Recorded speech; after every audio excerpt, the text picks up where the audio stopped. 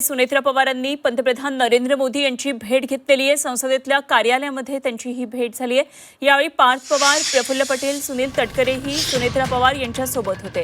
तर आता दुपारी 1:30 वाजता महत्त्वाची आणखी एक भेट आहे, ती म्हणजे राज्यसभा सभापतींची।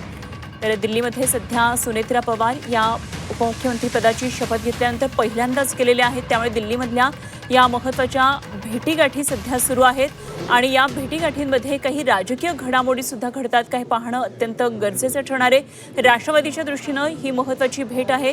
उपमुख्यमंत्री पदाचा पदभार कालच सुनेत्रा पवार यांनी स्वीकारला।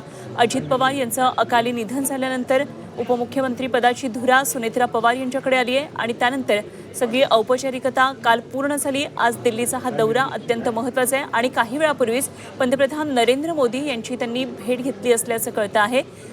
सुनेत्रा पवार यांनी संसदेतल्या कार्यालयामध्ये पंतप्रधान नरेंद्र मोदींची भेट घेतली आहे। खरं तर अजित पवार गेल्यानंतर, त्यांचं निधन झाल्यानंतर अंतिम संस्काराच्या वेळी पंतप्रधान नरेंद्र मोदी हे बारामतीमध्ये येणार होते असं कळत होतं, मात्र पंतप्रधान त्यावेळी आलेले नव्हते। त्यामुळे आता पंतप्रधान आणि सुनेत्रा पवार यांची एक सांत्वनपर सुद्धा भेट म्हणता येईल।